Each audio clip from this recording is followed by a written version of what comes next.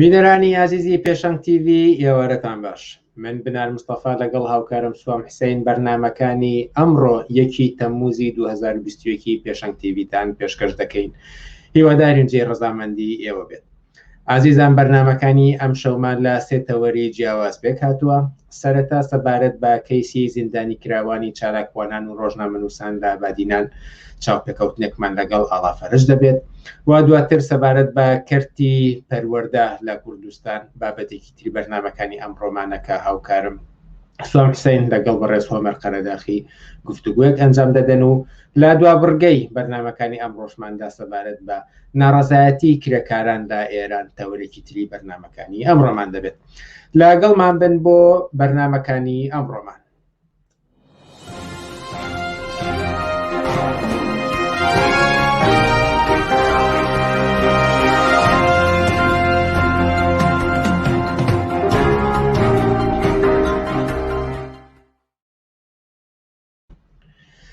عزیزان وەک پێم ڕاگەاندن لە یەکەم تەوەری بەرنامەکانی ئەمڕۆماندا لەگەڵ ئاڵافەرج گفتوگویەکمان دەبێت سەبارەت بە کەیسی زیندانی کراوانی بادینان بزانین بە کوێ گەیشتووە، بۆچی تا ئێستا لە زیندانان و ئەم فشارانە بۆچی هیچ ئەنجامیشان نەبوو، لێرە بە دواوە چی دەبێت. ئاڵافەرج ئێوارەت باش و سپاس کاتوانیت لە بەرنامەکانی ئەمڕۆماندا ئامادە بیت لەگەڵماندا. زۆر سپاس، دەستان خۆش بێ، دەستی هاوڕێیانم خۆش بێ لە ڕادیۆی ببورن لە تەلەڤیزیۆنی پێشەنگەوە. زۆر سپاس بۆ سازدان و ڕێخستنی ئەم چاپێکوتنە. زۆر سپاس بۆ ئێوە. لێوە دەست پێ بکەین کە 6 مانگ زیاترە دەستگیرکراوان پشتی و پەنایەکی زۆریان هەبووە لەسەر تاسەری جیهاندا و فشاری زۆر هێنراوە بۆ دەسەڵاتدارانی کوردستان و پارتی دیموکراتی کوردستان بە تایبەتی کە ئەم چالاکوانانە ئازاد بکات، بەڵام تاوەکو ئێستا ئازاد نەکراون. ئەگەر بە کورتی بپرسم کە بۆچی ئەم چالاکوانانە ئازاد ناکرێن، وێڕای ئەم پشتیوانی فراوانیەی کە بۆ ئازاد بوونیان لە ئارادا هەیە؟ زۆر بەداخەوە کە پارتی کاتێک کە هاتووە ئەم چالاکوانەی دەستگیر کردووە، ئەم هەسوڕاوانەی دەستگیر کردووە، ئەتوانم بڵێم هاتووە لەژێر ناوی ئەوەی کە ئەمانە ترۆریستن، ئەم کەیسەی درێژ کردەوە تاکو لە ئەخیرە هات ناوی سربەخۆبوونی لە خستە پاڵی دادگای هەولێر و بۆ ماوەی 6 ساڵ زیندانیکردن ئەم قەرارەی دەرکردووە. کە ئەوەتی حکومڕانی ئەم حیزبانە هەیە، هەم زۆنی سەوز هەم زۆنی زەرد، هەموو مێژووی دەسەڵاتدارایەتی ئەم دوو حیزبە بریتی بووە لە سەرکوتی نەیارانی سیاسی. هەر دەنگێکی ناڕەزایەتی هەبوو بێت لە شار و شارۆچکەکانی کوردستانەوە، چ بە ئاشکرا بوو بێ، چ بە نهێنی بوو بێ، چ بە قەرارێکی تاگڕەوانەی حیزبە سیاسیەکان و سەرۆکی حیزبە سیاسیەکان یەکێتیە پارتی بوو بێت، ئەو کەسانە، ئەو هەڵسوڕاوانە، ئەو چالاکوانە سیاسیانە دەستگیر کراون و زۆر جاری واش هەبووەکە کوشتویانن و لاشەکەیان لە قەراغ شار فرێدا وایان پیشاناوە کە ئەمە دەستی لایەنێکی سیاسی تر بووە، پارتی خۆی ئەو کارەی نەکردوێ. بەڵام ڕێمەسەرم کەیسیان بە دیاریکراوی ئەم فشارەی کە هەبووە لە ئاسی نێونەتەوەیدا یەکجگار فراوان بووە. ئەمە بە متەخەسی لەسەر ئەوە پرسیارکەم کە بۆچی پارتی دیموکراتی کوردستان ناوێت ئەم چالاکوانانە ئازاد بکە، بە تایبەتی ئەگەر قسە لەسەر ئەم کەیسە بکەین. پارتی ناوێت ئەم چالاکوانە ئازاد بکە، بە هەر بەو دەلیلە ناوێت، لەبەر ئەوەی کە پارتی سیاسەتەکەی ئاواهەیە کە دژی هەموو ناڕەزایەتی دەربڕینێکی خەڵکی کوردستانە. ئەم چالاکوانەش، ئەم ڕۆژنامەنووسانە کە لە حاڵەتێکە کە هاتوون دەنگی ناڕەزایەتی خۆیان دەربڕیوە بەرامبەر بە سیاسەتی پارتی و دەنگێکی ئامۆژگار زۆر لە بەرامبەر ئەوەدا چ لە ناوەوە چ لە دەرەوە وەکو خۆت ئاماژەت پێدا بەرز کراوەوە هەڵبڕاوە لە بەرامبەر ئەم ناڕزایەتەیە. بەڵام پارتی ناوێت ئەو کارە بکە لەبەر ئەوەی هەمیشە پارتی سیاسەتی وایە بە هیچ شێوەیەک ڕێز لە ڕای خەڵک ناگرێ، ڕێز لە ڕای گشتی ناگرێ، ڕێز لە ڕای حیزبە سیاسیەکان کە حیزبە یەکسانی خوازەکان وەکو حیزبی کۆمۆنیستی کرێکاری کوردستان کە ئێمە هاتین پێشنیاری پیاچوونەوەی ئەم قەرارەمان بۆ بەردەم ڕای گشتی خستە ڕوو کە ئەوە پێشنیارێکی زۆر زۆر بەجێ و زۆر معقول بوو. بەڵام پارتی تەنانەت نەک گوێنەگرتن نەک حساب نەکردن بۆ کەرامەتی سیاسی ئینسانەکان بۆ ئەوەی کە بیانەوێت کۆمەلگایەکی ئازاد لە کوردستانە دەنگە ئازادەکانی تایە بێ پارتی ئەمەی ناوێ چونکە بنەمایەک ئەسڵ ئەساسێک کە پارتی خۆی لەسەری دامەزراوە هیچ فەرقێکی نییە لەسەر ئەساس و بنەمایەکە حیزبێکی وەکو حیزبی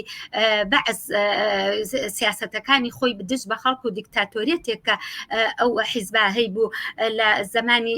لە هەفتاکانەوە هەتاوەکو ڕوخانی ڕژێمی بەعز ئەمیش هەمان سیاسەتە درێژەی هەمان سیاسەتە نایە بە هیچ شێوەیە دەنگە ئازادی خوازەکان لایەنێکی تری سیاسی دەست بخاتە کارەکانی و ناوێت لە قانونی ئازادی سیاسی وڵاتەکەیە لە قانونی ئازادی سیاسی کوردستانە نایە بە هیچ شێوەیەک جێگە بۆ ئەو بڕگەیە بکاتەوە کە ناوی ئازادی دەربڕینی سیاسیە ئەمەی ناوێت لەگەڵ ئەمە نایەتەوە چکە ئەگەر بێت و ئەوە بکە ئەو کاتە بەرژەوەندی سیاسی پارتی لەگەڵ وڵاتەکانی ناوچەکە بۆن منەکە ئەو لەگەڵ ئۆردوگان چی بکە ئۆردوگان چ سیاسەتێکی هەبێ ئەم هەموو هەمان سیاست بۆ نمونە نەکرد ئۆردوگان سیاسەتی ناوچەکە بۆ پارتی وای پێویست کردو لەگەڵ حکوومەتی عێراقیشا بە هەمان شێوە بێ بۆیە سیاسەتێک کە پارتی درێژەی پێئەدا لە درێژەی سیاسەتی حکوومەتی بەعس و هەمان قوانینە کە حکوومەتی بەعس پیادەی کردو ساڵەهای ساڵە ئەمیش تەواوکەری هەمان سیاسەتە ئەگەر بێت و گوێ لە دەنگە ئازادی خوازەکان بگرێ پارتی ئەو کاتە ئیتر پێی ناوترێ پارتی ئەو کاتە ئیرادەی خەڵک لە حیزبەکەی ئەوە ئەبێ کە لە حیزبەکەیشە ئیرادەی خەڵک و ئیرادەی دەنگی ناڕزایەتی خەڵک جێگەی نابێتەوانێ بۆیە خەڵکی ناڕازی ئەم کەیسان دژی سیاسەتەکانی پارتین بەگشتی. قسەتان لەسەرەوە چێکە ئەوان لە وەڵامدا ئەڵێن ئەمە کاری دادگایە و دەست نەخەینە کاری دادگا و ڕێگە بدەین کە دادگا سەر بەخۆیانە کارەکانی خۆی بکات و بڕیارێک کە دراوە لەلایەن دادگاوە دراوە هەم سەرەتایی هەم پێداچوونەوە قسەتان لەسەر ئەمە چییە؟ دادگا بەکارهێنراوە وەکو وەسیلەیەک بەکارهێنراوە بۆ چاواشەکردنی خەڵک بۆ ئەوەی کە ڕاستیەکان لە خەڵک بشارنەوانێ ئەگینا هەرچەنە خۆ خەڵک هەمووی ئەزانێ خەڵکی کوردستان هەمووی زۆر باش ئەزانێ کە دادگا مانایەکی نییە لەم کەیسەیە دادگا مانایەکی نییە لەم کەیسانەیە لەم پێنج کەیسەیە بە هیچ شێوەیەک چونکە دادگا کاتێک مانای هەیە کە دادگا سەربەخۆ ئیشەکەی خۆی بکە و قانون یاسا هەبێ لە وڵاتەکەیە کاتێ باسی قانون ئەکەین باسی ئەوەکەین یاکە زۆر باسیەوەکرێ یاسا ئەبێ سەروەر بێ بەڵام کاتێک ئەمانە خۆیان یاساکاندانێن مەسرور بەرزانی و بنەماڵەی بەرزانی خۆیان چ یاسایەک لە بەرژەوەندی حیزبەکەی بێ ئەمەدا ئەنێن ئیتر ئەوە پێی ناوترێ دادگایەکی سەربەخۆ چونکە ئەگەر دادگاکە سەربەخۆ بێ وەکو لە هەموو وڵاتانی دنیاە ئەیبینین لە وڵاتانی کە ناوی وڵاتە دیموکراتیەکانیشە کاتێک ئەیبینین خەڵک بانگ ئەکرێت بۆ نمونە دادگا خۆی نامە ئەنێرێ بۆ ئەو کەسە بۆ ئەوانەی کە تاوانێکیان کردووە نامەی بۆ نێرە لە ڕۆژی ئەوەنەی تۆ لێکۆڵینەوەت هەیە لە دادگا لەسەر ئەم کەیسەت بەڵام ئەم پرۆسانە نەکەر هیچی نەکراوە یاسا نەکەر نەبووە یاسا بۆ پارتی خۆی کاتێک ئەڵێ یاسا کە پێویستی پێی بێ ئەڵێ دادگا بەڵام خۆشی هیچ حسابێک بۆ ئەوە ناکە هەتا ئەوەی کە خۆشی دایناوە هەتا ئەو کە گەلەو کەسانە ژناگرێت کە خۆی وەکو بەرپرسان لە دادگاکەیە دایناوە چونکە خۆ ئەبێ چەند لایەنێکی تر کەسانی تر بێنە ناو دادگاکەوە جارێ لێ کوڵینەوە بکرێت نابێ یەکسەر کەسەکان بگیرێ بەبێ هیچ هۆیە ڕۆژێک پێی بڵێ مە ژۆرنالیستە بۆیە ئەیگرین ڕۆژێک پێی ئەڵێ ئەمە تیرۆریستە بۆیە ئەیانگرین بۆیە لە ئەم کەیسە زۆر ناڕۆشن کراوە خەڵک هەمووی ئەمە زۆر باش ئەزانێ زۆر باش ئەزانن کە ئەم کەیسە بەو شکڵە نییە کە پارتی ناوی دادگا بەکار ئەهێنێ وەکو دادگایەکی سربەخۆ و دەوری نەبووە دادگا لەمەیە بەڵکو کەسانی تاکڕە و قەراری کەسانی تاکڕە و لە بنەماڵەی پارتیە لە بنەماڵەی بارزانیە لە حیزبی پارتی دیموکراتی کوردستانە ئەم بڕیاریان سەپانووە بەسەر ئەم 5 ژۆرنالیستەیە. چی کراوە هەڵبەت لە دەستگا ڕاگەانەکان و ئێمەش لێرەوە زۆرێک لەو کار و چالاکیانەی کە ئەنجام دراون بۆ ئازادکردنی چالاکوانانی بادینان و بەرپەرچدانەوەی ئەم بڕیارەی دادگا کار و چالاکی زۆر کراوە بەڵام ئەگەر لە زمانی ئێوە هەندێک لەوانە ببیستین. بەڵێ ئێمە وەکو کۆکردنەوەی دەنگە ناڕازیەکان نامەمان نردووە بۆ ڕێکخراوی لێبوردنی نێودەوڵەتی جوابیان داوی نەتەوانێت لە ئاستێکی نێودەوڵەتیشدا نەک تەنها لە ئاستی وڵاتێکی وەکو فنلەندایە وەڵامی خۆمان بە سەپۆرتکردن و بە هاوپشتیکردن لە کەیسی ئەم 5 کەسە وەرگرتووەتەوە تەنانەت ئێمە ناڕزایەتی دەربڕین بە شێوەی جیاجیا وەکو ڕێخستنی ئاکسیۆن هەرچەنە لە کاتی کۆرۆنایە زۆر مەحدودێتمان بۆ هەبووە کە بینە دەرەوانێ دەنگی ناڕزایەتیمان دەربڕین بەڵام سەرڕای ئەوەش لە زۆربەی زۆری وڵاتەکان بەم فنلەندایەشەوە ئێمە هەموو ئەو کارانەمان کردووە کاری مەحکومکردن و ئیدانەکردنی ئەم چالاکوانە بەڵام لە هەندێک وڵاتی تر تەنانەت ئەم کەیسە گەیشتۆتە ناو وڵاتانی ئیتحادی ئەوروپیەوانێ ئەوانی ساون بەوەی کە ئەم کارە ئیدانە بکەن جگە لەوەش بێجگەلەوە هەموو دەنگە ناڕازیەکان بە جەماعی بە تاک کۆکرا و نەتەوانێ قسە کراوە سۆسیال میدیامان وەکو کەناڵێکی چالاک لەم ڕێگەیەوە بەکارهێنراوە دەنگەکان زۆرن پارتی خۆی ئەمە زۆر باش دەزانێت چ لە ناوەوە چ لە دەرەوانێ هیچ کەسێ بەم قەرارە سەرکوتکەرانەی پارتی ڕازی نییە چونکە پارتی ئەمە یەکەم جاری نییە لەم کاراناکە بۆیە ئەگەر پارتی بێت و دەست لەم کارانەی هەڵ نەگرێ ئەکەوێتە بەر هێرشێکی زۆر زیاتری دەنگە ناڕازایەتەکانی خەڵک چ لە کوردستان و چ لە دەرەوەی کوردستان. چی بەرنامەیەک لە ئارادایە بۆ لێرە بەدواوە چونکە وەک دەزانین تا ئێستا هیچ بەڵانێک نەدراوە کە ئەم چالاکوانانە ئازاد بکرێن و کەسانی ئازادی خواز و دەنگە ناڕازایەتیەکان بەڵێنی ئەوان داوە کە بەردەوام دەبن لەسەر کار و چالاکی تا ئەو ئاستی کە فشارەکان بگاتە ئەوەی کە ئەم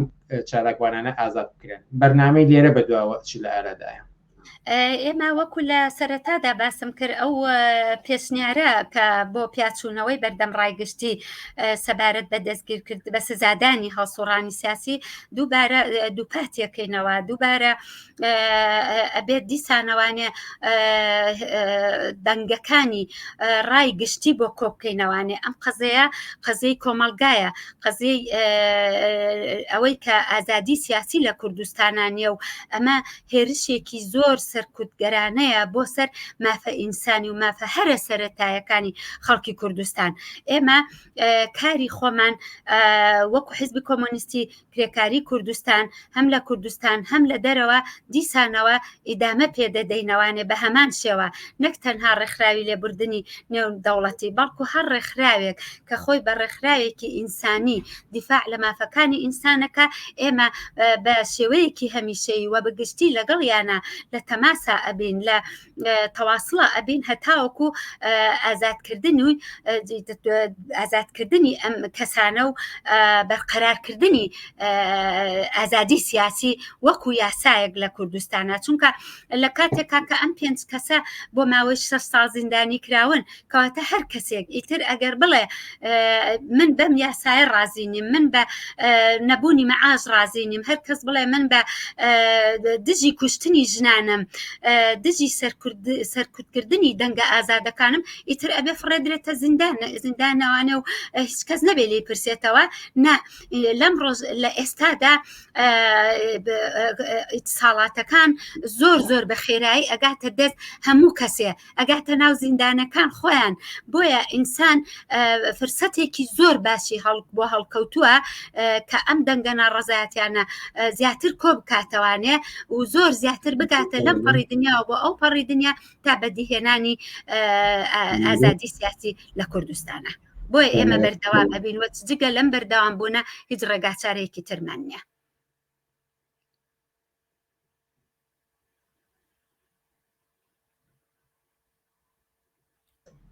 ببوورە ئەگەر قسەیەک ما بێت و لە گفتگۆکەماندا نەهات بێت و باگرنگی بزان ئاماژەی پێ بدەن. زۆر سپاس و دووبارە دەستان خۆش بێ من زۆر سپاسی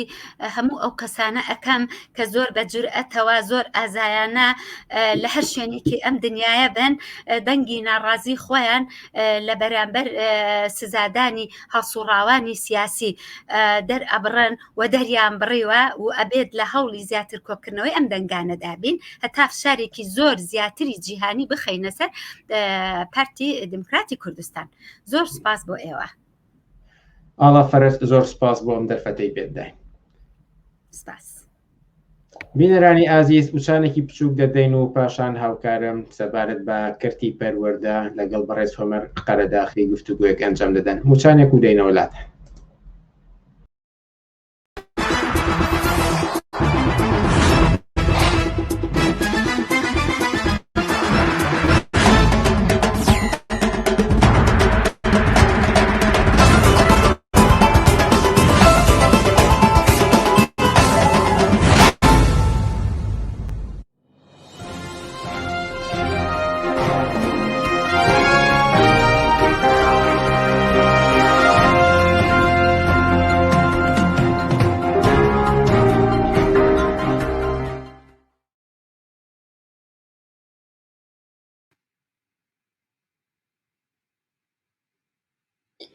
بینەرانی ئازیز ئێوارەتان باش فەرمونون لەگەڵ بڕگێکی تری بەرنامەکانی ئەمڕۆمان کە چاوپێکەوتنەکە لەگەڵ هۆمەر قەرەداغی سەبارەت بە پەروەردە لە کوردستان. کاک هۆمەر ئەم کاتت باش چیرۆکی خۆکشتنی خوێندکارێک لەسەر قۆپیکردن زۆر قسە هەڵەگرێت و هەمووی ئەمان باتەوە سەر ئەو پرۆسەی پەروەردە و خوێندن لە کوردستان. ئەگەر بە شێوەیەکی گشتی بپرسم ئێوە کەرتی پەروەردە لە کوردستان چۆن هەڵەسەنگێنن؟ فەرموون. زۆر سپاس بۆم دەرفەتە. کەرتی پەروەردە بە شێوەیەکی گشتی لە کوردستانە لە تەنگشەیەکی زۆر قوڵایە لە ئەزمایە قەیرانێکی زۆر گەورەیە لە کە خۆی نزیکاتەوە لە قەیرانە ئابوووریەکەی کوردستان. کەرتی پەروەردە کۆمەڵێک پێویستی بە کۆمەڵێک ئیشی زۆر گەورەی بنەڕەتی هەیە کە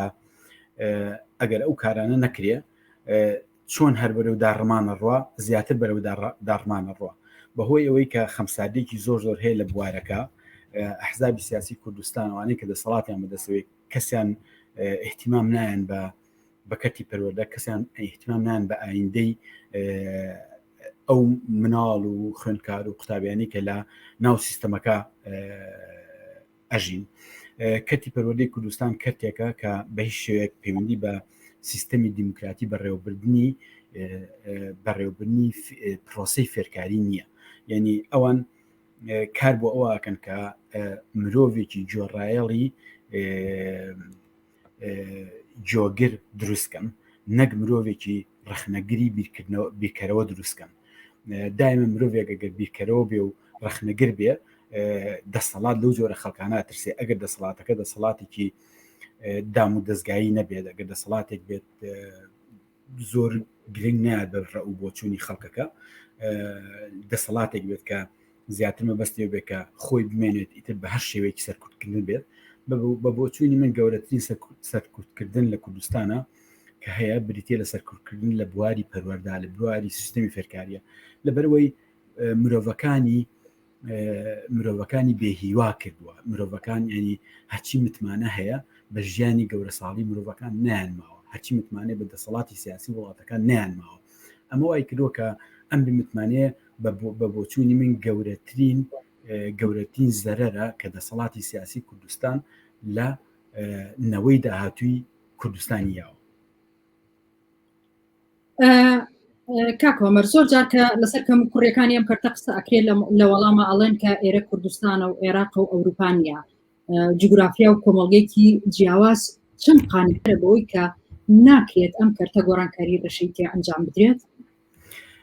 بگومان و قسەی بەس بۆ ئەوەیە کە پاسەنگ بێنەوە بۆ ئەوەی کە هیچیان نەکردووە لە بوارەکە ئەجینا کوردستان ئەو خەڵکانی تیا ئەژین بە هیچ شێوەیەک لە مستەوای عەقلی و معریفیەوە ئاستی تێگەیشتنیان کەمتر نییە لە یەکێکی وەکو ئەوروپی لە یەکێکی وەکو کە لە فنلەندا بژیە لە سوید بژی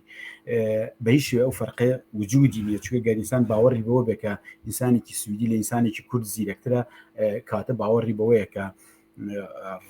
ڕاست و باوەڕی بەوەیە ڕەگەز و ئەو شتانە هەمووی دەوری هەیە لە زیرەکی ئینسانە بەڵام ئەو شتە وجودی نییە ئەو بەس خەڵکانێک باوەڕیان پێێتی کە باوەڕیان بە بەرابەری مرۆڤەکان نەبێت باوەڕیان بە یەکسانی نەبێت ئەوەی لە کوردستان ئاکرێ کە من بەش بە حاڵی خۆن زۆر هەوڵ لەگەڵایان تاو کاتانی کە باوەڕ ما و ئەکرێشت بکرێ لە کوردستانە مەسەلی بەهاکانە ئەو بەها مرۆڤ دۆستەکان بەها دیموکراتەکان باسی چەپ و شتانەش ناکەم باسی بەهای مرۆڤ دۆستیەکەم باسی ئەوەکەم کە نرخی مرۆڤەکان بەرابەر بن باسی ئەوەکەم کە سربەستی تاکە کەس هەبێ باسی ئەوەکەم کە یەکسانی ژن و پیاو هەبێ باسی ئەوەکەم کە قودسێت و پیرۆزی ژیانی ئینسان هەبێ باسی ئەوەکەم کە سۆلیداریتێت هەبێ لەگەڵ خەڵکە کە پێویستی بە یارمەتی بێ ئەم شتانە هەمووی لە کوردستانە کاری پێکرێت ئەتوانی هەمووی کاری پێ بکەی ئەتوانی هەمووی بخیتە بواری تەطبیقکردنەوە نەپارەوە نە هیچ شتێک تەنیا شتێک ویستێکی ئەوێ ویستێکی مرۆڤ دۆستیەوێ بۆ ئەوەی ئایندێکی باش بۆ ماڵەکانی کوردستان بێنەتەکایەوە ئەم ویستە نییە ئەم خواستە نییە لەبەروی بواری پەروەردە بوارێکە کە پارە نایەت یعنی قازانج نایەت کە قازانجیە ئەوان ئیهمالیەکەن ئەوان مهتەمن بە جادە و بۆ شانی کە سوودی هەبێ بۆ خۆیان مهتەمن بە نەوت و بۆ مەسایلانە هەرچی بواری پەروەردەیە زیانێکی هیچگار گەوریان لە خەڵکی کوردستانەوە بە تایبەتی لەوەی کە خەڵک متمانە و باوەڕی نەماوە بە خوێندن و بە پێشکەوتن و بە هەوڵدان و بە شتانێنی خەڵکیان بێهیوا کردووە هەر کاتێک ویست میلەتێ بمرێنی خەڵکێک بمرێنی بێهیوایکە ئەو خەڵکەش مەسەن هیچ گەنجێکی هیچ کچێکی کوردستان هیچ کوڕێکی کوردستان نییە کە ئێمڕۆ تەمەنی 18 ساڵێ باوەڕی بە پاشەڕۆژێکی ڕووناکە بێ بۆ کوردستان یا باوەڕی بە پاشەڕۆژێکی ڕووناکە بۆ ئەو خوێنێکی خوێنێت ئەمە گەورەترین زیانە تۆ یەک نەوە دروستکەی کە باوەڕی بە هیچ نەبێت ئەتوانێت زۆر شت کرێت بۆ نمونە مەسەلەی تاقیکردنەوەکان تۆزە ئەهمێتی تاقیکردنەوەکان لە سیستەمی فێرکاریە کەم کرێتەوە یەکێ لەو شتانەکەوەیە کە مەسەلاً بەڕێوەبەرایەتێک هەیە لە ناو وەزارەتی پەروەردە لە هەولێر ناوی بەڕێوەبەرایەتی تاقیکردنەوەکانە ئەم یەکەم هەنگاوە بێن بەڕێوەبەرایەتی تاقیکردنەوەانە نەمێنێت تاقیکردنەوە پێویستی بە بەڕێوەبەرایەتی گشتی نییە ئەسڵن تاقیکردنەوە ئەوەنە وەزنی هەیە کە مامۆستاکە بتوانێت تێبگا ئاستی پێویستی خوێندکارەکە چەندە ئاستی پێویستی قوتابێکە چەنە بۆ ئەوەی لەوێەوە دەست پێ بکات و یارمەتی با بۆی گەشە بکە شت فێر بێ شت تێبگا بیر بکاتەوە نەگەوەی شت دەرەخکات قۆپی بکات بۆ ئەوی لە تاقیکردنەوەکە دەرچێت دوایش دەرئەنجامەکەی کە دەرنەچوون بێ دەرەنجامەکەی ینی کارەساتی لێەکەوێتەوە یەکێ لەوانە بۆ نمونە پۆلی دوانزەیە کە هەموو مەسیر و مستەقبلی ئەم گەنجانە لە مانیەکە چڕەکەنەوە مانگی لە ماوەڵە منسعی بکەن ئەگەر دەرەجیان هێنا و باش بوو لەو مانگە ئەوە دەرەجە بەیان مستەقبلێکی باشنەوە ئەگەر دەرەجیان نهێنا بەهۆی هەر کێشەیەک بێت کێشەیە بێ خۆیان هەیان بێ شخصی کێشەیەکی خۆشەویستیە بێ لەگەڵ کچێکە لەگەڵ کوڕێکە کێشەیەکە بێ لە بینی باوکو دایکیانە کێشەیەکی ئابووری هەر کێشەیە بێ نابێت لەو مانگە کێشیانە بێت چکە مستەقبلیان لەسەر مانگێ ئەگەر نەبوو تەواو ئەمە یەکێکە لە کارەساتە گەورەکانی کوردستان کە بەرزکردنەوەی تاقیکردنەوە ئەخیر شتیژەوەیە کە مناڵێکی پۆلی شەشی بنەڕەتیەنی تەمەنی چەنە تەمەنی 12 ساڵە بە قۆپی گیراوە چوو خۆی کوشتوێنی ئاوا لەنەوەی داهاتووی کوردستانەکەن خۆم کارەساتە شتێک نییە کە بڵێ ئەمە تەنیاشتە ڕوویاوە دەیان شتی واڕۆیە سەدان شتی واڕۆیە هەر بوونی تاقیکردنەوە بەو شێوەیە و بۆ قوڵکردنەوەیە هیچێکە لە کارەساتە هەرە گەورەکان کە لە کوردستانە هەیەستا کاک هۆمەر زۆرێک لە پسپۆڕانی بواری پەروەردە ئاماژە بۆکەن کە لە کۆمەڵگەیە مناڵ ڕێزی لێ ناگیرێت بۆیە ئاسان ڕوبەڕووی تانەتە شەرە بێتەوە چی گۆڕانکاریەک پێویستە بۆ ئەوەی کە مناڵ ڕوبەڕووی حاڵەتی وها دڵتەزێن نەبێتەوە ئیشکردن لەسەر بەهاکان ئەو تەنیا ڕێگایە هەر لە سەرتاوە لە بنەڕەتەوە لە دایانگاوە اینجا بۆ قۆناغی بنەڕەتی ئیش لەسەر بەهاکان بکەیت لەسەر یەکسانی مرۆڤەکان بکەیت لەسەر ئەوەی کە یەک مرۆڤ و یەک دەنگە یەک مرۆڤ و خاوەن کۆمەڵە ڕەئی بیرروبۆچوونی جیاوازە ئەگەر بیرروبۆچوونەکە لەگەڵ خەڵکی دیشان نەگونجێ ئیش بکرێت لە سیستەمی پەروەردا بۆی مناڵ وا لێ بکەی کە شت دەرەخ نەکا بەڵکو مناڵ وا لێ بکەی کە شت فێر بێ مناڵ وا لێ بکەی کە بیرکەرەوە بێ مناڵ وا لێ بکەی کە ڕەخنەگر بێ هەر ناڵێ هەر شت قبول ناکە بۆن منە هیچە لە کارەساتە گەورەکانەوەی کە مامۆسایەتە پۆ لە هەموو قوتابەکانە بێ لەبەری هەستن ئەمە چییە ئەمە تاکەی ئەم کارەساتە تاکەی تۆ کەوات کرد ینی وای لەکی کە گەورە حەقی هەیە کە تۆ بێ لە بەری هەستی جۆ لە قسەی لەبری جۆ ڕایاڵە لە گەورە کە گەورە قسەی کە تۆ وز بە قەزمە گە تۆ لە بنەوە ئیش نەکی لە ناو ئەم بەهایانە بۆ ئەوەی مناڵەکان خاوەن دەنگی خۆیان بن خاوەن ڕەنگی خۆیان بن ئەم کارەساتانە هەر بەردەوامە بێ ئێمە سیستەمەکەمان سیستمێکی زۆر خراپە ئەو مەسەلەی تاقیکردنەوە ئەبێ زۆر ئەهوان کرێتەوە مەسلەی تاقیکردنەوەکان ئەهوان کرێتەوە مناڵ ئەگەروان لێ کرد کە بە بیرکردنەوە ینی فێری شت بێ ئەو کاتە پێویستی بە قۆپیکردن نییە قۆپیکردن لە کاتێکا ئینسان قۆپیەکە کە تۆ بەس فاکتا هەبێ مەسەلەن سێکە ڕستەیە کاتە چەند ئەوە مەسەن تۆ ئەوەی لێ پرسی لە باتوی لێ پرسی سێ لە چیەوە دروست بووە لە چۆ هاتووە سێ اینجا سەیەکی تر اینجا سەیەکی تر کە مناڵەکە تێ ئەگات یا لە بواری مەسەن دینابێت تۆ مەسەن هاتووی زانستی مثلا بۆ مەسەلە دینەکە بەس دینی ئیسلامە خوێنەوەی تو بە گەورەترین دینداندە لە باتوی وانەی ئاینی ئیسلام بیکەی بە زانستە ئاینەکانی تا هەموو دینەکانی تیا باسکەیت مەسەلەکە باشی و خراپی نییە وەزنی ئەمبەی بەسەر ئەوی تراوشانە بەڵکو مەسەلەکە بە یەکسانی باسیگی تر دوایی وردەوە مناڵ خۆی لە شتەکان تێ ئەگات کاک عومەر ببوورە وەکو زانین لە کوردستان ئێستا دوو جۆر قوتابخانە هەیە حکومی هەروەها لە پاڵیشیا قوتابخانەی ئەهلەکان هەیە ئەمە چ جۆرە کاریگەریەک دەانێت بە بۆچوونی من ئاساییە ئەگەر هەردووکی هەبێ بەس بە شەرتێک لەژێر سیستەمێکی دام و دەستگایی یابێت سیستەمێ بێت کە فەزلی ئەم قوتابخانەی نایە بەسەر ئەو قوتابخانەیە فەزلی ئەهلەکە نایە بەسەر حکومیەکە کە سیستەمێ بێت کە باڵانسێکە بێ لە بینی هەردووکیانە خۆی شتێکی باشە مرۆڤ ئالتەرناتیوی جیاوازی هەبێ هەر یەک شتی نەبێ بەڵام ئەمە معنای ئەوە نەگەێنێ کە ئەوەی دەوڵەمەند بوو ئیمکانێتی و باوکوداکی بیخاتە قوتابخانە باشەکانەوەی کە ئەهلین ئەوەی کە ئیمکانێت بچێتە قوتابخانە حکومەکان ئەو کاتە تۆ تەوازونێک دروستەکەی تەوازونێک ئەشکێنی ناو کۆمەڵە کە ئەمە زیانێکی گەورە ئەیات قوتابخانە خوێندنگا نابێ بۆ قازانج بێت نابێ پارەی پێوەرگیرێ کەوە کرا ئەبێتە سیستەمێکی کەپیتالیستی خراپ کە زانست دەوری نامێنێ بەس قازانج دەورە بینێ ئەمە شتێکی خراپە ئەجینا من دژی قوتابخانەی ئەهلی نیم ببێ بەڵام بە مەرجێک ئەو باڵانسە بمێنێت کە مەسەلەی زانستەکە لە پێش هەموو شتێکە بێ مەسەلەی دەوڵەمانی فەقیری نەبێت سا لە سویدا قوتابخانەی ئەهلی شەیە لە قوتابخانەی لەم ستۆکۆڵمی منە قوتابخانەی ئەهلی شەیە قوتابخانەی حکومی شەیە فەرقی نییە لەوە هەردووکی بە پارەی حکومە دەبرێ بەڕێوە هۆمەر قەرەداغی زۆر سپاس بۆ بەشداریت لە بەرنامەکانی ئەمڕۆمەدا زۆر سپاس زۆر سپاس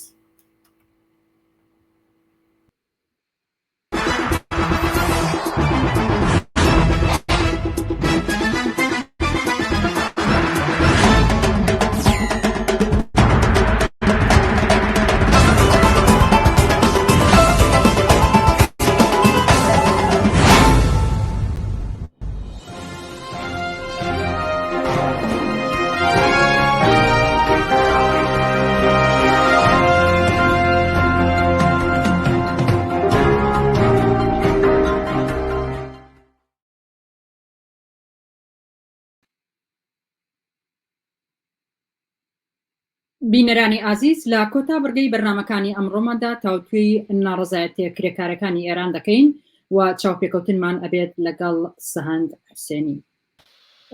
سەهەند حوسێنی ئەم کاتت باش سەرەتا لە زمانی ئێوە بویستین کە لە ئێستادا لە ئێران چی ڕوو ئەدات کرێکاران دەستیانداوتە چ جۆرە ناڕزایەتێک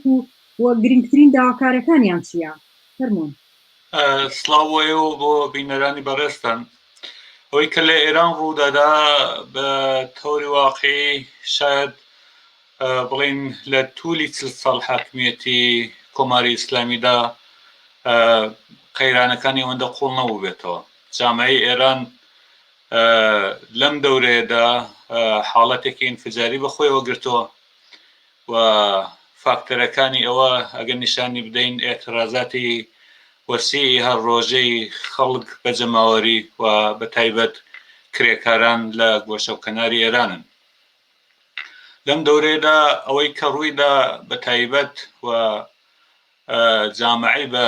خۆیەوە قوتبی کرد ئەوە بوو کە ئێترازاتی وەسیع و بە تایبەت مانگرتنەکانی کرێکارانی شرکەتی نەوت بوو کە لە چەندین شاری گەورە و لە سەطحی سەراسەریدا بە وجود هات. بەشێکی زۆر لەو مانگرتنانە هی شرکەتایەک بوون شەریکایەک بوون کە شەریکایی پەیمانکاری پێڵێن کە کرێکارانێکی زۆر لەوێدا جێگیر بوون. ئەم شرکەتانە لە دەورەی زەنگەنەدا بە ئیسلاح خۆیان لێ هات کە ئەم بەشێک لە کرێکاران ینی شاید 70% کرێکارانی شرکەتی نەوتیان دەرکرد دوایی بەسەر ئەم شەریکانەیاندا دابەش کرد بەڵام بە تەحمیلی ژیانێکی زۆر زۆر ناخۆش بە حەق دەستێکی زۆر زۆر کەم بە ئەوەی کە بێداشت و ژیانی بەئێستا گوزەرانیان لێساندەوە بەر ئەو ئەساسە ژیانیان و حەق دەستەکانیان بێسەر لە سەتحێکی زۆر زۆر لە خوارەوەدا تەقسیمیان کردن. ئەم 70% لە کرێکارانی شرکەتی نەوتیان دابەش کرد بەسەر ئەو شرکەتانەدا کە نەهێڵن متشکل بن نەهێڵن سازمانیان بن نەهێڵن کە لە پەنایەک بنون نەهێڵن کە ئێعترازاتی خۆیان لە چوارچێوەی تەشکیلاتەکانی خۆیاندا بەڕێوە برن. سیاسەتیان ئەوە بوو بە دروستکردنی تەفرەقە و شکاف لە بینی کرێکاران لە شرکەتی نەوتدا بتوانن کە حکوومەتی خۆیان درێژترکەن. بەڵام لەم دەورەیەدا بینین کە بەو وسعەتە لە 72 مرکزی کرێکاری کە زیاتر لە 60,000 نەفەر کرێکاری تێدایە لە تەواوی ئێراندا هاتوونەتە مەیدان و دەستیان لە کار کێشاوەتەوە داخوازیەکانیان کە باشترکردنی وەزعیەتی ژیانیانە باش بردنە سەرەی دەستمزدەکانیانە و لەم حاڵەتەدا بەئێستا گرنگترین داخوازیان بردنە سەرەی حەق دەستیانەوە تەرحێک بەنێوی 20 کە 20 ڕۆژ کار و 10 ڕۆژ مەرەخەسی وەزعیەتی ژیان و گوزەرانیان وەکو بێداشت و وەکو ئەوانەیە. لە هەر حاڵدا ئێترازات دەمەی ڕۆژی 11 ئیدامەی هەیە و هەر جارە و بەرینترە بێتەوە لە سەحی بێستا لە دەرەوەی وڵاتیشدا دیفاعیان لێ دەکرێت لە شارەکانی دیکە لە کوردستانیش بە تایبەت لە مەریوان و لە شارەکانی دیکە دیفاعیان لێکراوە و لە تەواوی شارەکان وە بە شێوەی جەماوەریش بێستا لە سندیکا و کۆر و کۆمەڵە کرێکاریەکان لەم ئێترازاتە دفاع کراوە. هاوڕێ سەهاند شێوازی ڕێکخراوبوونی کرێکاران لەم مانگرتنەیە چۆنە؟ ڕێکخراوبوون بە تایبەت لە نێو کرێکارانی ئێراندا مەمنوعە، یعنی ڕێکخراوەی تایبەت وەکو مەسەڵەن سندیکا وەکو شوڕاوە یا هەر ڕێکخراوەیە تەشەکولێکی تودەیی مەمنوعە ئیجازە نییە. بەڵام باسم کرد لە مەسەلەکەی لە جوابی پرسیاری مەخسەن لە شرکەتی نەوتدا کە یەکێک لە شارەگە اقتصادیەکانی ئێرانە و کرێکارانی ئەو شرکەتە لە ئینقلابی ساڵی 57 هەتاویدا یەکێک لە گەورەترین هێزەکان بوون کە ڕژیمی شاهنشاهیان بە چۆک داهێنا بەر ئەو مەبنایە ویستیان کە ئەم کرێکارانە لە یەکجیاکەنەوە بە تایبەت نەیان ینی حتاگەر لە شوێنی دیکە ئیجازیان دەدات بە شێوەیەک مەسەڵەن شوڕا ئیسلامیەکانیان دروست کرد و تەشەکلهایەکی بە ئێستا لە زەرد کە لەژێر نەزەری خۆیاندا بوو دروستیان کرد بەڵام لە نێو شرکەتنەوەدا ئەوەش هەر ئیجازە نەبوو بەڵام مەسلەی کە ئیتفاقکەوت لە نێو کرێکارانی ئێراندا و بە تایبەت لە دوای ساڵی 96 و 98 کە ئێترازاتێکی زۆر گەورە هاتە مەیدانەوە تەبەقەی کارگەر وەکو تەبەقەیەکی کۆمەڵایەتی پای سابتی ئەو ئێترازاتە بوو نوعێک لە تەشەکل و نوعێک لە تەشکیلات لە نێو کرێکاراندا بە تایبەت لە هەفتەپە و لە فولادی خوزستان کە مەجامع عمومیان پێدەکتن و ئەوەی کە کرێکاران لە تەریقی دەخالەتی مستەقیمی خۆیان و لە تەریقی ئێستاژ نێویکیان کە لە ناو خەرێدی جەمعی پێڵێن کە خۆیان هاو ئاهەنگ لەسەر مەسائل و بەرژەوەندەکانی خۆیان قسەکەن لە پەنایەک و هەماهەنگیەکەن و بە تەریقی دەخالەتی مستەقیمی خۆیان کە لە مەجمع عمومیەکاندا شکل ئەگرێ نوعێک لە تەشکیلات کە تاوجیگای کە ئەگەر منەظەم بێ تاوجیگای کە مەجامع عمومی منەظەم و هەڕۆژیان بێ یا بەرەساسی هەر پەدیدەیەک بێ ئەمانە بەو شێوەیە دەخالت لە سەرنوشتی خۆیان دەخالت لە مبارزەی خۆیان دەخالت لە گوزەرانی خۆیان و لە هەر پەدیدەیە کە ڕوبەڕووی بنەوە ئەیکەن و لە شرکەتی نەوت بە تایبەت ئەوە بوو کە ئەرزم کردم کە ئەمانە تەقسیم کران بە سەر شرکەتهایەکی پەیمانی کە هەر ئەگەر 6,000 کاریگەرە ئەو 6,000 کارگەرە بە چەندین شرکەتی پەیمانی کە هەر کامەی کارفەرمایەکیان هەیە و لەگەڵ کەسێک تەرەفن ویستیان کە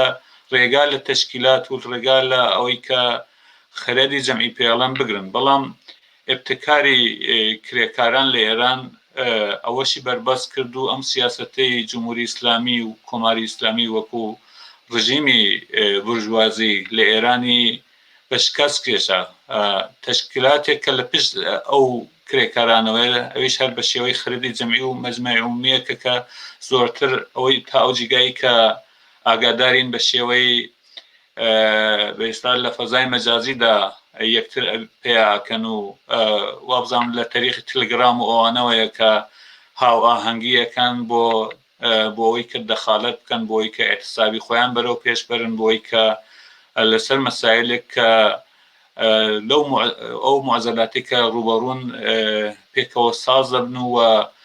لە سەرحێکی ئەوە گەورە و گوستەدەدا توانیان ئێتسابێکی ئاوا پێک بێنن ئێتسابی ئاوا گەورە بێگومان هەر سوسیالیست و کۆمۆنیستەوەی هەر کەسێک ئەزانێ کە پشتی ئێتسابێکی ئاوا ئێترازێکی ئاوا سازمانێکی قەوی لە کۆمۆنیستەکان سازمانێکی قەوی لە ڕاهبرانی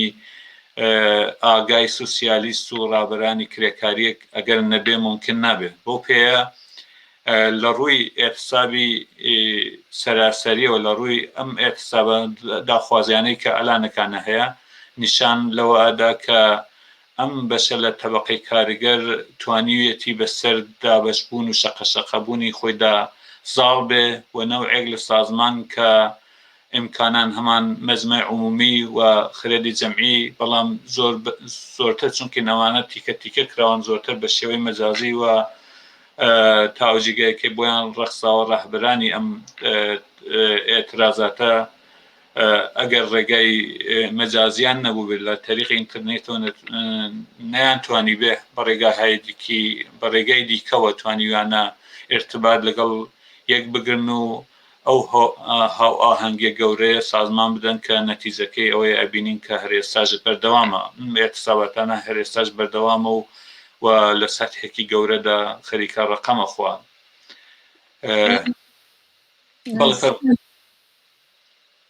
ببوورە کاردانەوەی دەسەڵاتدارانی ئێران بەرامبەر بە ئەم مانگرتانە چی بووە ڕژێم چ هەنگاوێکی ناوە بەرامبەر بەخواستی کرێکاران تاوجێگایی کە بە ڕژیمی کۆماری ئیسلامی ئەگەڕێتەوە زاهری ئەوەیە کە بەڕواڵەت ئەڵێن بۆمان مهم نییە و شتێکی بێستا سنفی و فڵانە یافیسارە ڕواڵەتی ئاوانیشان دەدەن بەڵام لە عەمەلدا خەریکن جەلەسەی گەورە ئەگرن سەرانی ئەمنیەتی ئەوانە لەگەڵ زەنگەنە و لەگەڵ بێستا بەشی کۆمیسیۆنی ئینەرژی مەجلیسی پێڵن کە دانیشتنێکی ئیسرالیان کرد بە بۆنەوەی کە بتوانن بەشێک لە خواستەکان بەتایبەت لە شرکەتینەوەدا ئێمە دوو بەشمان هەیە بەشی ڕسمی پێڵەن کرێکارانی ڕسمی یا کارمەندی پێڵەن و بەشی کرێکارانی غێرە ڕسمی کە بە شێوەی موقت ینی قەراردادەکان موقتە یا ئەوەی کە مەحدودە یا ئەوەی کە مدت موقتی پێڵەن کە زۆر جار قەراردادی مەسەڵەن 3 مانگەیە و بەر ئەو ئەساسە زۆرتر قەولوا بوو بە بەشی ڕسمیەکەی بەشێک لە داخوازیەکانیان کە ئەویش هە لەسەر حەقدەستی ئەوان ساغ بووبەوە کە بەتایبەت ئەم بەشی ڕسمی حەقدەستێک کە وەریەگرن زۆر وێسال لەسەرێ نەگەوەی کە بڵێ بەتایبەت بۆ پێی کە کار و بێستا و کارێکە یەکەن زۆر کارێکی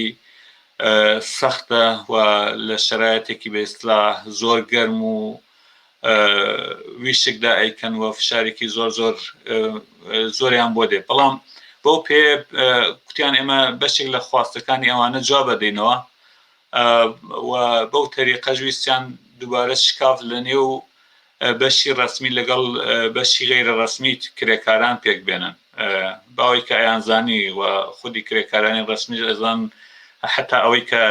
دانیشتون بە شێوەی ئیستراری ئەو فشارە گەورەیە کە احتسابی سەراسەری کرێکارانی غێرە ڕسمی فشاری بۆ هێناون کە حتا جواب بە بەشی ڕسمیەکەشی بدەنەوە و قەول و قەرارهایەکیان داناوە کە کتویانە فێڵەن ئەم دەوڵەتە ئەگەر لە جەریاندا بن انتخاباتی بێستا نمایشیان ئیجرا کرد دەڵم بۆ دەوڵەتی بعدی ئێمە جواب دەدەینەوە بەڵام ئەوەی کە نیشانەدا هیچ جوابێکی سەرەکی کە بتوانن مەسەلەی بێستا کرێکاران حەلکاوە بتوانێت ژیان گوزەرانی ئەوان باشترکە نییە و بە تایبەت دوورنەمای ئەوەی کە بێستا بتوانن کە جوابێکی دروست و حسابی ئەوەی کە بتوانن مەسەلەی دەستمۆزدەکانیان بۆ حەلکەن ئەوەی کە بتوانن جوابێکی مناسب بۆ مەسەلەی 20 ڕۆژ بە دەڕۆژ 20 ڕۆژ کار و بە دەڕۆژ مەرەخەسی بکەن ئەوانیان پێ نادەنەوە فێڵەن ئەیان ڕەتێن و فێڵەن دەیانەوێت شەڕێکی فەرسایشیان پێ تەحمیلکەن ماندوویان کەن و کرێکاران بە شێوەیەک بە هەڕەشە گوڕەشە بە ئەوەی کە تەفرەقا بۆی کە حتا کارفەرمایان لەم ڕۆدا شەڕی مستەقیمیان ڕاگەیاندە و هەڕەشیان لە کرێکاران کردو ئەگەر نێنەوە سەرکار ئێمە حتا پارەی 2 مانگ لەوە پێشیان پێ نادن و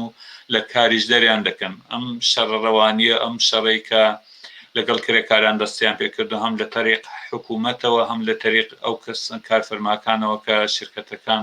شرکەتای پەیمانی بەشێکی زۆریانینە هەڕەشە گوڕەشەکەن و پیان وایە بەڵام لە ئەساسدا ئەو جۆرەی کە فاکتەرەکان نیشانەدا ناتوانن ینی بە فشار و بە هەڕەشەوانە چونکە ژیان و گوزەرانی کرێکاران بە حدێک سەخت و ناخۆشە هیچ ڕێگایەکەن بۆ نەهێشتونەتەوە جیا لە مبارزە جیا لە ئێتساب و جیا لەوەی کە شەڕ بکەن بۆ ژیان نەک باشەستان داهاتوی ئەم مانگرتنانە چۆنە بینیت ئاسوی سەرکەوتن و پێشڕەوی لە چیایە داهاتووی مانگرتنەکە بۆ پێی کە ئەزم کردیەوەیە کە ژیان و گوزەرانیان نییە ئەوان مەجبورن تەنیا ڕێگای چارەی کرێکاران لە ئێران و خەڵک لە ئێران و تەنیا ڕێگا چارانەوەی ئێعتساب بکەن ئێعتراز بکەن بۆی کە حتا بتوانن ژیانی خۆیان بۆ ڕۆژی دواتر بەرنەسەرێ داهاتووی ئێعتساب و ئێعترازاتەکان لە ئێران بەو پێیە من پێم وایە بەرینتر دەبێتەوە من پێم وایە بەشێکی زۆر لە کرێکاران لە هەموو کرێکارانی بەشەکانی دیکە وەکو شرکەتی واحد وەکو هەفتەپە وەکو پێترۆشیمەکانی شارەکانی دیکە دێنە مەدان کرێکاران و خەڵک بە جەماوەری دێنە پشت ئەوە ئێتساباتانە موقعیەتێک کە جامعی ئێران تێدایە من پێم وایە لە نەهایەتدا حاڵەتێکی ئینفجاری بەخۆیەوە ڕژیم لە نظر اقتصادی لە نظر سیاسی و لە نظر لە بحرانی کاملدا ناتوانێت ینی قدرەتی جوابدانەوەی بە مەسەلەی اقتصاد بۆ تەوسعی اقتصادی و دوورنەمای اقتصادی نەماوە و بەو پێیە من پێم وایە کە اعتصابات بەرینتر دەبێتەوە و دوورنەمای اعتصابات من پێم وایە کە بەسەگی بۆیە کە چەندێک کرێکار لەم دەورەیەدا بتوانێت متحدتر بێت چەندێک کرێکار بتوانێت سازمان یافتەتر بێت چەندێک کرێکار و طبقەی کرێکار بتوانێت لە چوارچێوەی ئەهدافێکی مشخصدا لە سەتێکی سەراسەریدا ئەهدافێکی طبقاتی گەورەتردا بتوانێت خۆی سازماندا و شەڕی سیاسی و سنفی خۆی لەو چوارچێوەیەدا سازماندا من پێم وایە قدرەتی خۆی بە حاکمیت ئەسەلمێنە و من لە نەهایەتدا خۆشببینم بەوەی کە جامعی ئێران لە داهاتوویەکی نزیکدا تەحولاتێکی زۆر گەورە بەخۆیەوە بینەوە من پێم وایە نەتیجەیم تەحولاتە لە ڕئەسیدا طبقەی کارگەر و بە تایبەت پەرچەمی سوسیالیستیە و لەم دەورەیەدا مەخسوسن لە ئێترازاتی ساڵی 96 تاوەکو ئەمڕۆوە حتا لە بەتنی انتخاباتێک کە کرا خەڵکی ئێران نیشانیان دەکە خەریکن ئێترازاتی گەورە سازمانەدەن و خەریکن کولی چوارچێوەی نظامی بورژوایی بەژێر سوالەوە و ئەگەر چاوتان دەکردن ئەگەر تەحولاتی ئێران چاو لەکەن نیشان لەوەیە کە ئوفۆقێک کە بەسەر ئێترازاتەوە پەرچمێک کە بەسەر ئێترازاتەوە پەرچمێکی شووراییە خواستی شوورایی و ژیانی شوورایی و ئالترناتیوی شوورایی بەسەر تەواوی ئێترازاتێکە لە جامعەدا بوو هەیە و بەتایبەت ڕاهبەرانی کرێکاری لەو بەتنەدا بوون بە ڕاهبەرانی جامعە و جامعە لە سەرحێکی بەریندا کرێکاران و ڕاهبەرانی کرێکاریانیان وەکو ڕاهبەرانی خۆیان چاو لێ کرد و بە خواست و بە ئەهدافێک ئەوان بە شوێنەوە بوون هاتنە مەیدان و بۆ پێ من پێم وایە خۆشببینم بۆی کە تەحولاتی داهات و تەحولاتێکی چەپی و کرێکاری و شوورایی دەبێت. زۆر باشە سەهاند دوا پرسیارمان پرسیاری بینەرێکە کە ئەڵێ پشتیوانی نەونەتەوەی لە کرێکاران لە چ ئاستێکدا بووە؟ تاوجێگایکە من بە شوێنەوە بەشێک حتا لە عێراقیش بەشێک لە وابزان شرکەتی نەوعێک شەریکەی نەوت بوو کە پشتیوانیان لێکرد لە سەتحی سەراسەری لە دنیادا پشتیوانی زۆر کراوە و چەندین سندیکای گەورەی لە ئەوروپا و بە تایبەت لە ئەوروپا پشتیوانیان لەم ئێترازاتە گرتووە ئەحزاب و شخصیەت‌های دیکەوە لەم ئێترازات و ئێتسابەدا پشتیوانیان کردەوە بە تایبەت ئەحزابی چەپ و سوسیالیست زۆرتر دەخالەتیان کردووە لە سەتحی منتەقەیدا ئێمە لە دۆنێر لە کلاپاوسێکدا بووین شخصیەت‌های زۆر گەورەی بێسا لە تورکیە و لە پاکستان و لە وابزان لە ئیسپانیا و بوو هاتبوون خەریکی کاری ئەوەن کە پشتیوانی بۆ مانگرتنانە پێیاکەن و من پێم وایە ئێتساباتەکان ئەوەندە گەورە و وەسیعن کە ینی پایەی ئێتساباتەکان فشاری حتا بۆ دەوڵەتەکانی ئوروپایی هێناوە بۆ مێدیاکانی هێناوە و بۆ لە سەتحێکی وەسیعدا ئەو فشاری هێناوە کە پشتیوانیان لێ بکەن باستاوی بدەن و مەسەلەی ئەم ئێتساباتەنە بڵاو بۆتەوە لە سەتێکی جهانیدا باسی دەکرێت حتا ئەحزابی ڕاست لە ئێراندا معمولاً کە ڕازۆخە ڕزا پالەوی کە ڕەبتێکی نەبە مەسەلەی طبقەی کاریگەرەوە هاتۆ پشتیوانی لێکردن مەسەلەکەمەوەی کە ئێتساباتەکان ئەوەندە گەورەن و وەسیعن کە باعث بووە کە زەینی کۆمەڵگا و حتا زەینی بێستا جامعی ئێرانی بەخۆیەوە جەڵب کردەوە من پێم وایە بەرینتر دەبێتەوە ئەم پشتیوانیانەوە مەخصوصن تەبەقەی کاریگەر لە ئەوروپا و لە وڵاتانی دەوروبەر دێنە پێش ئەم ئاەتساباتانە و قودرەتمەندتریەکەن. ساند حسێنی زۆر سپاس بۆ ئامادەیت لە بەرنمەکانی ئەم بۆماندا زۆر سپاس بۆ ئێوە بۆ بەرنامەی ئێوە سپاسان دەکەم ماندوو نەبن. سپاس. بینەرانی عزیز بەم شێوەیە هاتینە کۆتایی بەرنمەکانی ئەم ئێوارەیەمان هەتا هەفتەی ئایندا شاد و سەرکەوتن.